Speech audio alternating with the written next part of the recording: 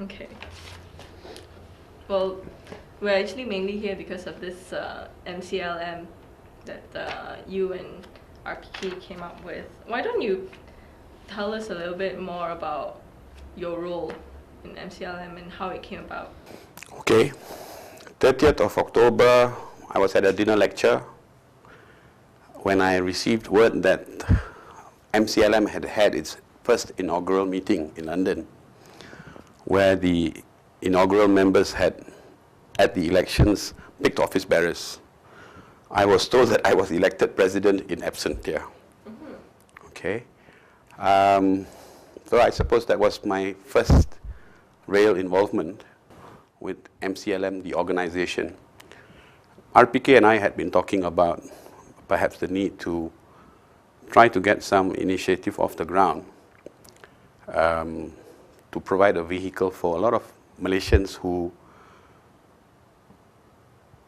are disgruntled, are frustrated, want to see some change, perhaps want to involve themselves in the processes.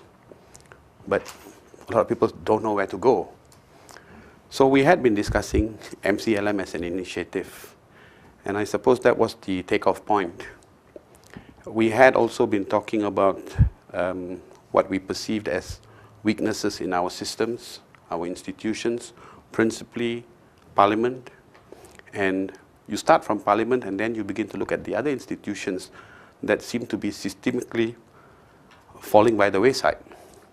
And we felt that this would be, again, a useful platform to create a vehicle for individuals who want to come forward and offer themselves in perhaps the rehabilitation of this nation, rehabilitation of the institutions, but again don't have a vehicle to avail themselves.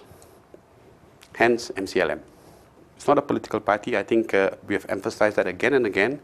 This is a society that's been incorporated in UK, simply because for some time the previous idea of Malaysian Civil Liberties Society, an attempt to register with our Registrar of Societies, has gotten us nowhere in the last 5 years or so.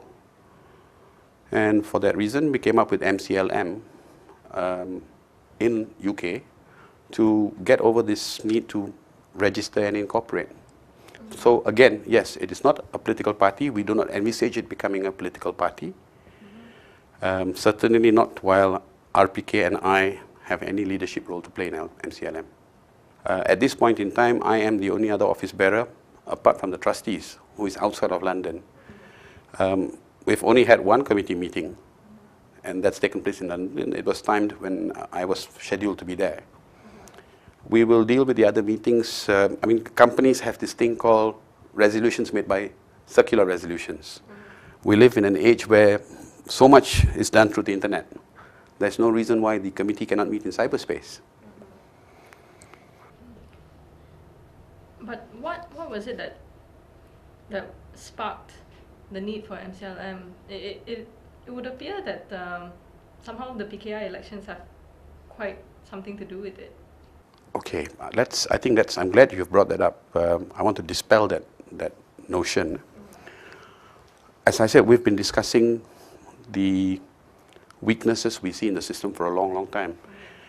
If you go back to 2004, when Pak La was then the Prime Minister, in fact, go a little bit before 2004, Pak La's pre-election manifesto, it was basically a reform manifesto.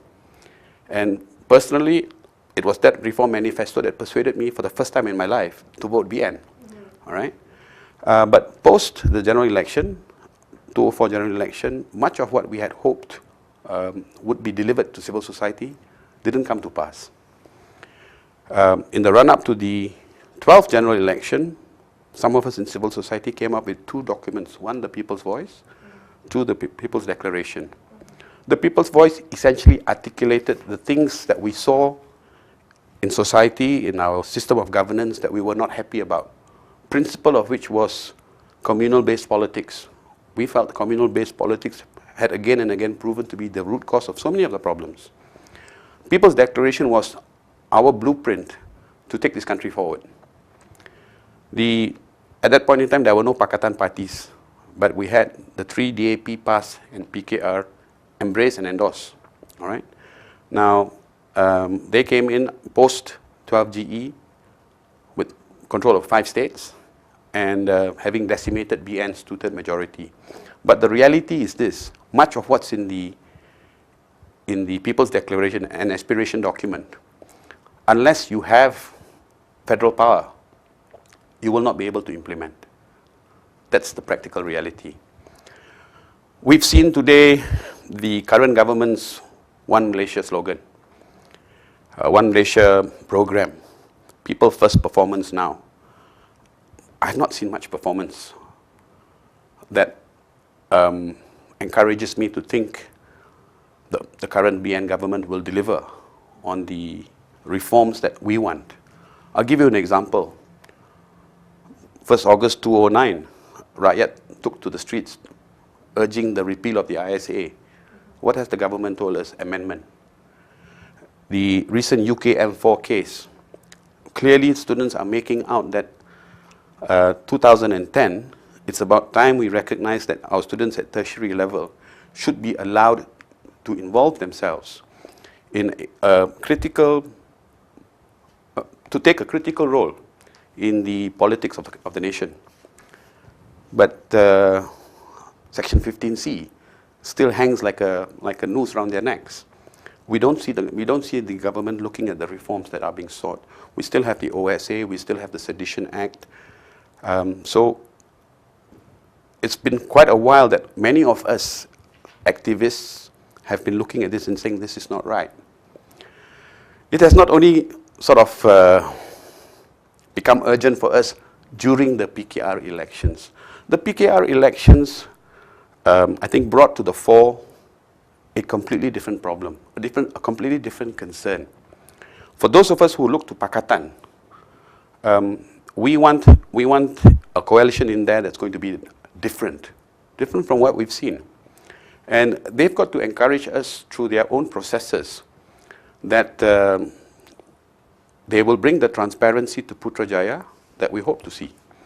So to suggest that MCLM only came about because of the issues arising from the PKR elections is not correct.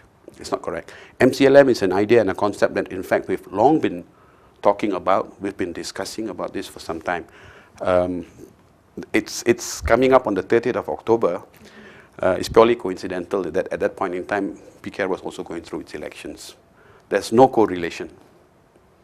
One of our concerns is this: quality of candidates. RPK on Sunday in London had said Parliament is broken. Look at the quality of MPs that we have there. Look at the quality of debates. Our concern about, say for instance, a change of government through non-democratic means, like what we saw happen in Perak. That's a concern today, that post-13 GE, a government that has been elected by the people could again fall by non-democratic processes if those who have been elected do not have the integrity to respect the wishes of the voters. I'm of course talking about frog festivals. All right? If we see that resurrect, then you will see what happened in Perak resurrect in Putrajaya. The government chosen by the people gets derailed, overthrown by a non-democratic process.